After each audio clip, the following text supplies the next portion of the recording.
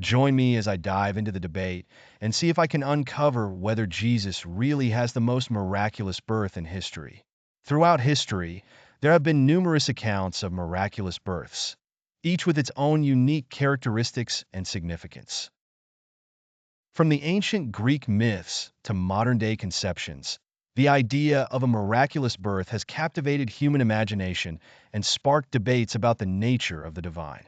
But among all these extraordinary births, one stands out: the birth of Jesus Christ. Many of us have grown up hearing stories about miraculous births, but as we grow older, skepticism begins to creep in. We start questioning the authenticity of these stories, and the notion of a miraculous birth becomes increasingly hard to swallow. After all, we live in a world governed by scientific laws and empirical evidence, where the concept of a virgin birth seems, well, impossible. But what if we're missing the point?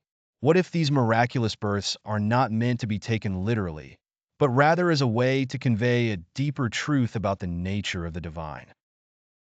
The debate about miraculous births is often reduced to a question of faith versus reason, with one side demanding empirical evidence and the other relying on blind faith. But is this dichotomy really necessary? Can't we approach these stories with a more nuanced perspective, acknowledging the historical and cultural context in which they emerged? The challenge, of course, lies in separating fact from fiction and distinguishing between myth and history. But what if we could find a way to do just that? Take, for instance, the biblical account of Jesus' birth. On the surface, it's a story about a virgin birth, angelic announcements, and a miraculous conception.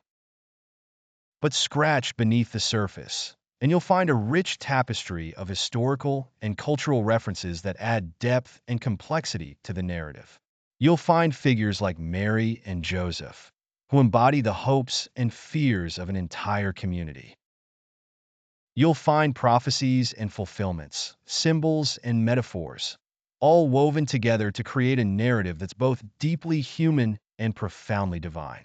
At the heart of the biblical account lies the story of Mary, a young Jewish virgin who's chosen by God to bear the Messiah.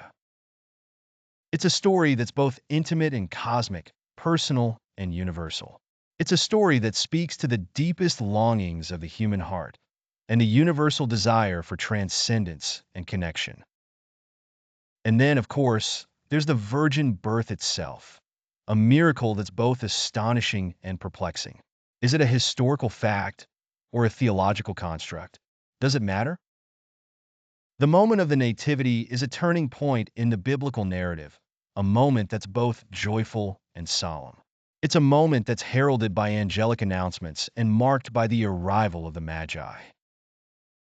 Those mysterious figures embody the wisdom and curiosity of the ancient world. It's a moment that's fraught with tension and uncertainty as the characters struggle to make sense of the miracle that's unfolding before their eyes. But it's also a moment of profound beauty, a moment that speaks to the deepest longings of the human heart. As we reflect on the birth of Jesus, we're forced to confront the limits of our understanding and the boundaries of our faith. We're forced to ask ourselves whether we can really believe in miracles or whether we're just pretending to do so. But perhaps that's the wrong question. Perhaps the real question is not whether miracles are possible, but what they mean for us. Like and subscribe.